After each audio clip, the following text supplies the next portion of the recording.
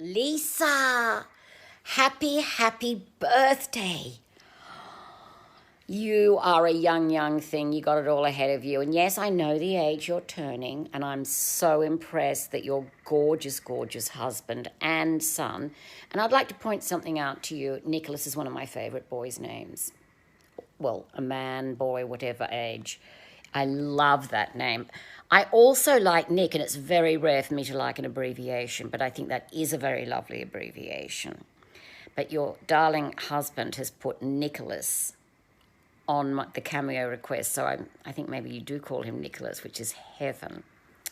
So, sweetheart, how heavenly that your husband, as well as contacting me to wish you a happy birthday on my behalf and his behalf and Divine Nicholas's behalf, he tells me that you are an amazing mother, a gorgeous, luscious, divine wife, and he just loves you so much. He loves you so much, he just had to get in touch with me and tell me so I could then tell you on his behalf. I mean, darling, how lucky are you? And you've got the gorgeous Nicholas on board. Fantastic. Now, I hear you're also a fan of the wonderful Tim Curry and the wonderful Meatloaf. Well, let me tell you, Tim Curry, such a charming man. I would say exceptionally charming and quite shy. Shy but cheeky. I believe his father was a man of the cloth. Do you know what that means? It doesn't mean a wizard.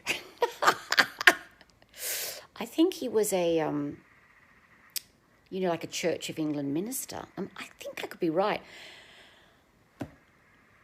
He is kind, generous, thoughtful, and very, very amusing company. Well, as you know, well, you might not know this part, but he has been a big smoker. All his life, a big smoker. And yes, he then had a terrible, could not be more debilitating stroke. That is because he smoked.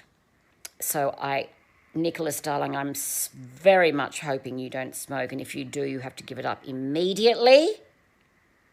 Tim would be appalled, I would be appalled, and Meatloaf would be mortified, okay? Pardon me, so no smoking for any of you. But, it's great that Tim does the conventions and he really gets a kick out of them, and the fans have been just magnificent with him, so that's all been great. And he's been a great friend to me. He went to live in Los Angeles, which is a city I don't go to so often, and he's lived there for decades now. So sadly, I've never seen him as much as I used to see him when we both lived in London, but we've always stayed in touch, and now we see each other. I've always seen him whenever I go to Los Angeles, which has never been that often, but I've always seen him. And also now I see him at conventions. I was to see him 2 weeks ago in Manchester, England, but sadly, Australia did not allow anyone to leave the country for their strict COVID rules unless they were leaving for 3 months or they were multimillionaires/billionaires or a super famous film star. So that's my lot. Anyway, but we are doing a GalaxyCon Q&A in the next I think in 3 weeks. So if you go to GalaxyCon, you can find out and you can watch that for free. Watch us all chat. So check that out. Now, what are the chances that you actually live in Denton? Denton, it's got no pretension. That is wild. Shock treatment. It's just too divine. Anyway, love that you're in Denton and you're in Texas. Now, I have to tell you, I'm a bit of a true crime aficionado, and I watch various true crime things on the telly. And I've just discovered a series which a friend of mine is the host of, and it's called Behind Mansion Walls. And it's hosted by my friend Christopher Mason. And it's all about, squillionaires that either get murdered or commit murder or pay someone to murder or whatever. kidnapped, etc. I got to tell you, sweethearts, a lot of these happened in Texas. Just saying. I'm not pointing fingers. No, I am not. I'm just saying. All those oil millionaires and magnates, my crikey Lord. Anyway, I went to Houston and Dallas.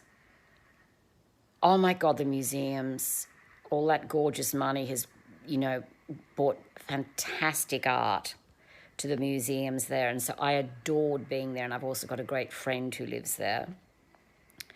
And you'll probably be familiar with this, but he and I were going to have dinner one night after my convention appearance. And he said, my wife wants us to meet early, like at 5:30, because there's a storm due. And I thought, oh, please, the jealous wife. Yes, we can meet at 5:30. So we had this great, we went to a Vietnamese restaurant, which I adored. And then he went home and I went back to my hotel, and I was on about the 17th floor or something. And suddenly my phone went, made these unbelievable noises. Sorry, scared the cat. And it was like, the government telling us that it was a flood warning. And Pat Quinn phoned me from her room and she said, Nell, I just received it. And I said, yes, I got it too. And she said, do you think we're safe? And I said, well, I'm on the 17th floor and you're on the 15th floor. I think we'll be safe. And I thought, how dramatic. Well, darling, by the morning, 10 people had drowned in Houston. I couldn't believe it. I could not believe it. And to think I had questioned the lovely wife of my friend. Oh, my God. So you get that crazy flash flooding situation, and I cannot get over how people still drive their cars, and they do not understand that even a car, four-wheel heavy drive car, driving into like 5 or 6 inches of water can be swept away. And the next day, the New York Times had it on the cover, an illustration explaining the dynamics. Is it called the whatever the dynamics are of how a car gets swept away like that. Am I banging on? Oh, Nicholas, darling, you're probably getting pretty bored by me. I am banging on.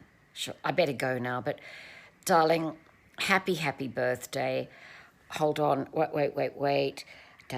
Da. Okay, the best wife in the world. So gorgeous, so divine, amazing mother. Oh, my God.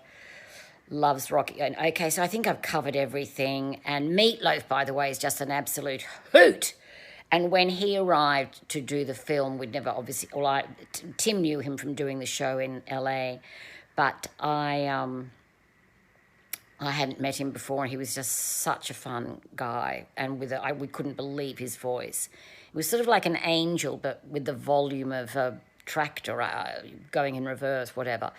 But he's like a big baby, I'll tell you that. He was like a big baby then, and he's like a big baby now. He's got a lovely wife. I think it's his third, and but it's so much fun appearing at conventions with him. And he is so great with the fans. He always wants to find out where they're from, what's their name, and all the details. So he's a big, gorgeous, darling man. So lots of love to your divine, happy family, and I hope we meet. And if you want to see us all chatting on GalaxyCon, go to their website. You'll find out when it is. All right, darlings, and it's free. Lots of love. Bye, Angel. Birthday bell.